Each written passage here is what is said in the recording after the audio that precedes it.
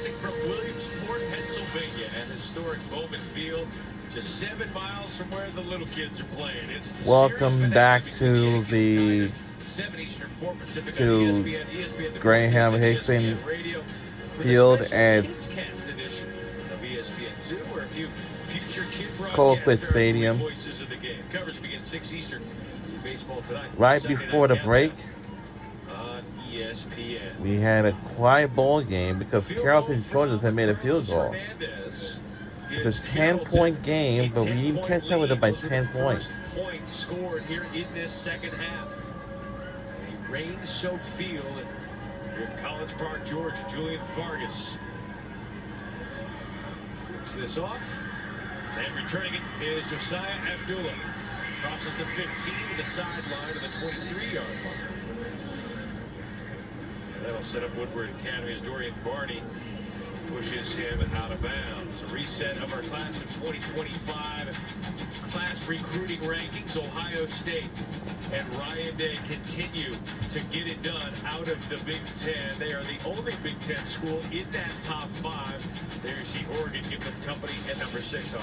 Team to watch there at number 9, Tennessee. They seem to have a little momentum going into the big announcement coming up this weekend of David Sanders Jr. If they could add him along with Douglas Utu, the 5-star offensive lineman from Bishop Gorman, it would be big for Tennessee, help them kind of keep moving up.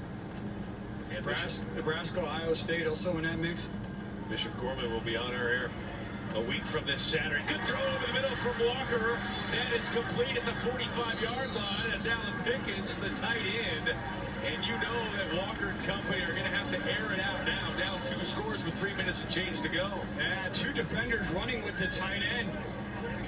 Leaving number 5 open. Nice job there. Finding his receiver, Alan Pickens. 6 foot, 200-pound junior with the catch. And first down and 10, less than 3 minutes to go here in the rain. Walker on the far sideline, hit. That should be pass interference. Blake Stewart, the intended receiver. Cam McClure got there a little early. I'm not sure he was going to catch that one anyway, but the hit was early, and the flag was clear.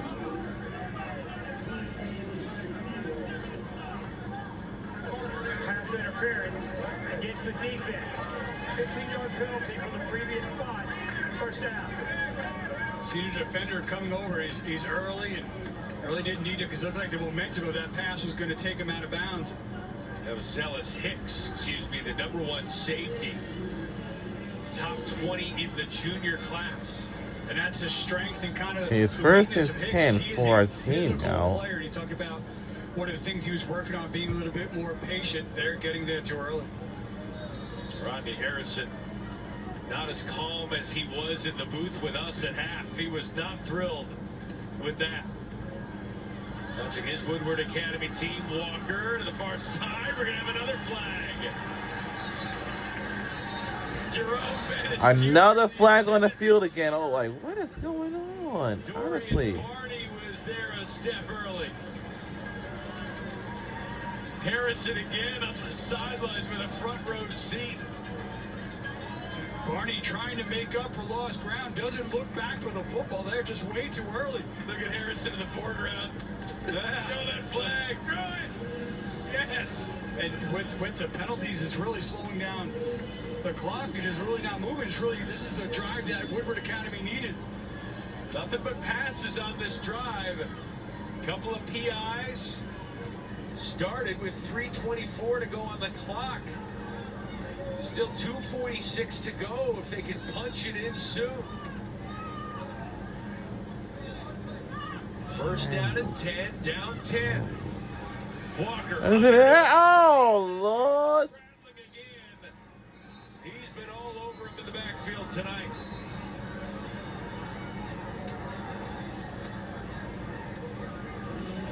Yeah, Walker is hurt. Uh-oh. Added Walker, the commit to Navy.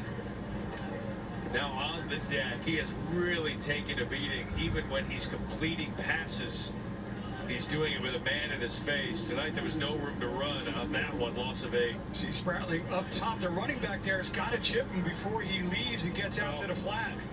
That was number 21, Josh Isom. He just goes out there. You see a different color flash before you. You got to chip him, trying to slow him down. Number 34, Spratling tonight has been several unabated just shots at the quarterback. Walker, as you mentioned, at times been able to kind of break free, but they're not able to do so. Such a key part of this team, one of the 3 captains amongst his Woodward Academy football team. And really just talking with Coach Hunt, he's committed to Navy, obviously.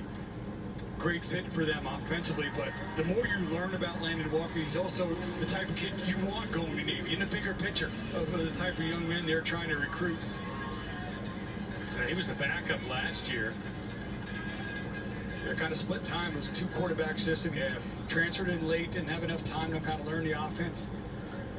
Had to split reps, and then really kind of came into his own during that playoff run. Yeah, Griffin Marshall got hurt, so he came in, and now Ryan Harrigan, he has to come out for a play, so now we have the sophomore, number 8, Ryan Harrigan, 6'2", 170 pounds. We'll see what they ask him to do.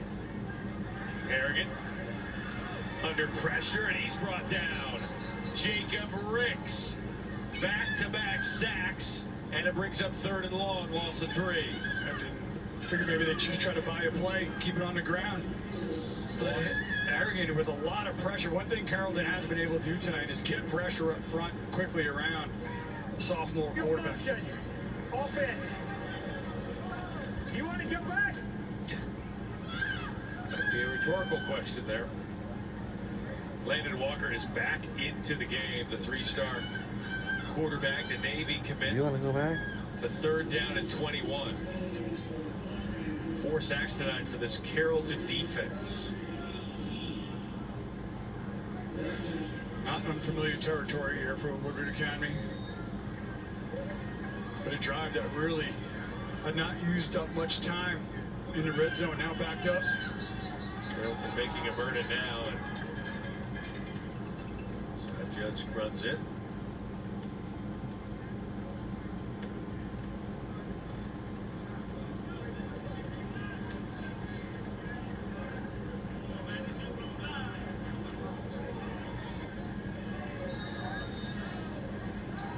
Third down and 21.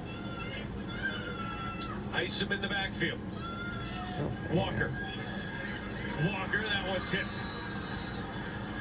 Caden Spratling, there's that man again. Came from behind and batted it out of his arm.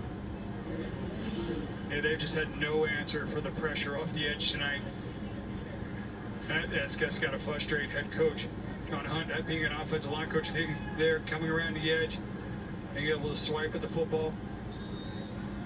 Working up top against number 50, just kind of running the loop, getting to the quarterback and doing a nice job of disrupting that throw as he hits him. Jalen Johnson is on the turf now, the injured man for Woodward Academy.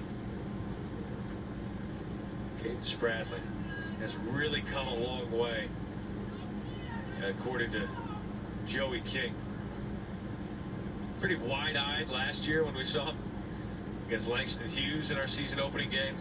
Just an explosive kid, discus champ as a sophomore in state. And Coach Joey King saying that there's not a whole lot we can do in practice to block him. Well, Woodward Academy feels his pain. I mean, he's just been, tonight a lot of it has been Landon Walker being able to kind of break free and make a miss, but here as this game kind of wears on, looks like Spratling is just getting stronger, and against the offensive line that's probably pretty tired. Some of those guys going both ways, and his quickness off the ball is just making things even more difficult with that edge pressure. Spratling might be describing to Joey King exactly what happened there on that play and what he did. What he's done has caused a lot of havoc in that backfield. Jalen Johnson is walking off of the field. Torrey Clark, freshman, number 52, checks in his stead.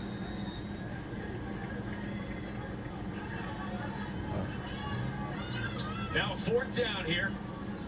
The ball game here for Woodward Academy. Last gasp.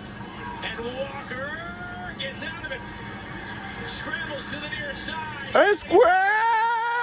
Oh, no! Did they paint it off? Yes, they did for Carrollton Trojans. Carrollton, as he gets the pick, Landon Wolf provided the pressure. Walker could only do so much. Gee I whiz. still don't know how he broke free. Wow. Just right off the top, they're going to meet at the quarterback, and he's able to stay up. Carrollton was on the sidelines. Well, like, can they pass it to any Wolves? And again, tonight, along with Kelly, just can't wrap up, and they're going to see him. It looks like they're. Wow. It's just a sea of bodies. He's able to work over him. Spratlick's like, wait a second, you're usually on the ground by now. It just shows the toughness in the fight there. Landon Wolf with some good pressure there at the end, and that will just about do it. 90 seconds to go and a 10-point lead for Carrollton. Just 3 points combined here in this second half amidst that driving rain. Landon Walker, a heroic effort tonight with those 89 rushing yards. As Farmer goes up the middle. And Woodward Academy not calling timeouts. Are you trying to move that tent too? There, some people in the stands that can help you out. God, what are you doing this? Trojan 10. You know, What are you doing in this one? Hughes on our air, they came up a yard shy of taking that game. What are you doing in that 10 over there? Like, oh my God. They're going to begin on the right foot. I think both teams will come out of this game with a lot. I'm like, what? I'm like, It's various times kind of hurt themselves with penalties, mistakes. And off to Farmer. Then the driving range in the second half really took a lot of playmakers, players like Jerome Bettis, Josiah Abdullah, took them out of the mix. The inability to kind of pass. Both teams leaning heavily on the run. yeah, I guess that. Carrollton ultimately with the advantage in the trenches. Oh, excuse me. Able to control time and move the football. It seems like it's going to be a good one. Final minute play in the fourth quarter, the last quarter, and we lost by 10 points. Like, darn, man. And our score is 14-24. By 10 points behind them in the very first game of the season. Win over Woodward, Craig Howard, and Wow. Julian Lewis wasn't asked to do a lot. And Zhao will do it, and not a pretty tough game. Remember, 2 interceptions all of last year. Throws one early on. That's a very 10-point game loss. Oh my goodness. The maturity there, he settled down. Remember, after that, he was 6 for 6 with 3 touchdowns. Well, Really, that was what Carrollton needed ultimately to be able to kind of hold on and get the win here tonight. and this game was on ESPN2 for tonight's matchup. And I think Caden Spradlin helped himself as well with a big night, rushing the passer there early on. Number 6, Peyton Zachary, big, outstanding job blocking on the edge by his fellow receivers here. He gets a nice pocket, outstanding protection, able to drive it downfield. Zachary, this time a little bit of trickery. He's going to get it back on the throwback, showing the arm strength, driving it downfield. Got him. Talented junior receiver Ryan Mosley. Oh, yes. The true dual threat. Quarterback, mobility, punter, dropping it at the 1. 9 of 15, 126 yards, 3 touchdowns, and a pick.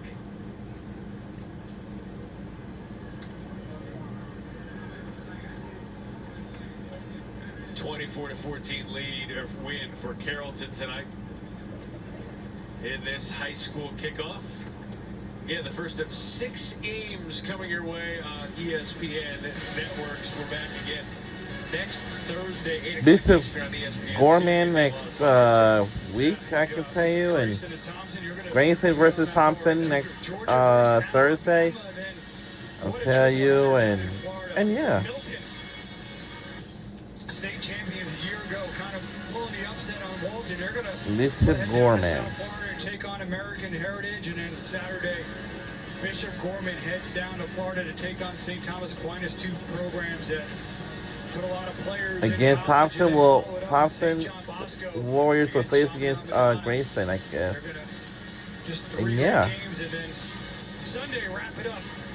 Georgia and Tennessee, so many great players. We showed the map early on. 29 different power programs with at least one committed 2025 class taking part over the weekend. And the highest ranked player, part of the high school kickoff here on ESPN, just wrapped up his season opening win. Julian Lewis, the USC commit. Juju, how would you assess your performance today? I mean, overall, it was a rainy day, so didn't really throw the ball as much as we probably the team came out and played our hearts out, so I can't be angry. Hey, Julian, only 2 interceptions all of last year.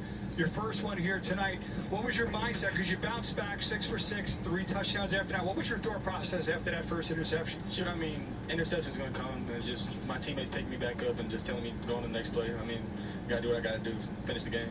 You did what you had to do, including punting the football. That was nice. Yeah, I guess you are a dual threat quarterback. You could do it with your leg as well. What did you see on that punt? And have you ever downed one inside the one? I have never punted the ball for real. I've tried to practice a couple times, but hey, I got it done. We're on the one.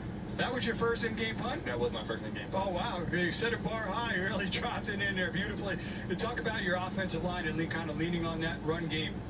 Yeah, no, I mean, the O-line, I mean, no sacks tonight. I mean, we pushed the ball down the field when it was raining. I mean, we got the job done. The backs held onto the ball in the rain, all that stuff. I mean, couldn't really do it any better.